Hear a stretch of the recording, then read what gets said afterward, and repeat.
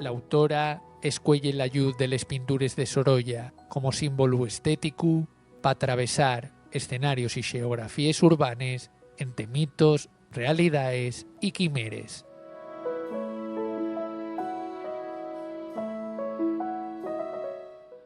El título del poemario, Sorolla fue tu voz, ya da una pista, digamos, de la temática que va a acontecer dentro del libro. Nos detenemos a mirar el nombre propio, su nombre propio, y que se compara con fue tu voz, un fue pretérito pasado, ¿no? Pero que se instala, digamos, en el pintor valenciano impresionista que todas conocemos en este caso. Sin embargo, quizá Sorolla, más que referirse al pintor, a la persona, se refiere al mensaje simbólico que deriva de sus obras pictóricas, que en este caso se trasladan a la palabra a través de un yo lírico que sí que guarda relación más que con Sorolla, la figura del hombre, con la metáfora que deja tras de sí, ¿no? La luz de Sorolla, y sobre todo quién se esconde tras Sorolla y cuántas Sorollas puede haber dentro de una misma o dentro de una persona receptora, lectora de la obra en este caso.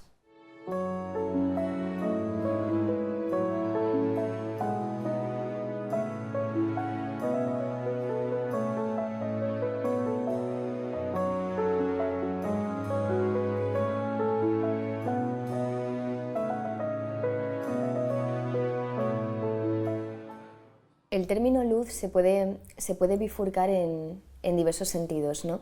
La luz, el propio término de luz, ya te deriva a distintos significados que se contraponen, y en el juego poético, valga la redundancia, te da mucho juego jugar con el término luz.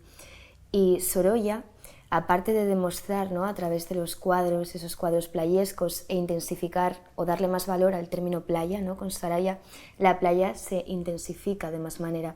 También guarda relación la luz que tenía con Clotilde, ¿no? Yo creo que el principal foco personal, sensible y sensitivo de Sorolla como artista, ha sido la relación que ha mantenido con su mujer, con Clotilde, ¿no?, que ha sido quien lo ha sujetado y, valga la repetición, le ha aportado la luz que luego traslada a sus cuadros. Y hay una obra de Sorolla que a mí me llama mucho la atención, que lleva por título Rosa, ¿no? Yo creo que los nombres acotan mucho la recepción subjetiva de las obras, tanto literarias como pictóricas. Rosa es una mujer que aparece en primer plano, una chica con el pelo recogido, y de fondo la típica playa valenciana con esas pinceladas sueltas de niños.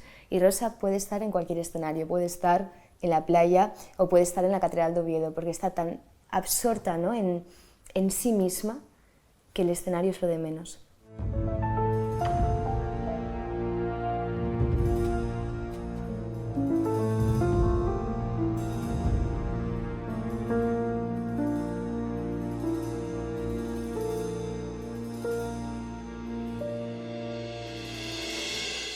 El poemario presenta también un ejercicio de intertextualidad, intertextualidades explícitas e implícitas, ¿no? A través de paratextos, de citas textuales, hay mucha presencia de Paco Umbral, Jeanette Winterson, ¿no? Las palabras son esa parte de silencio. Me gusta mucho jugar, digamos, con el metalenguaje, por tanto el contenido también se elabora en cierto modo metapoético, hablas del lenguaje a través del lenguaje.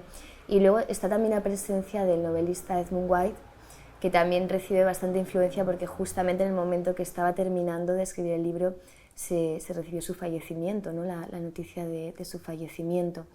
Son poemas que exploran el yo lírico más artístico y ficcional, y también, digamos, que coordinan con la parte personal de la persona, es decir, la autora, más allá de escritora, también tiene una manera de ver y de configurar la realidad. Por lo tanto, el aspecto formal se basa en una mirada técnica que habla del lenguaje con el lenguaje, y una mirada sensible, sensitiva, que habla de sus lecturas, pero también de su experiencia callejera, ¿no?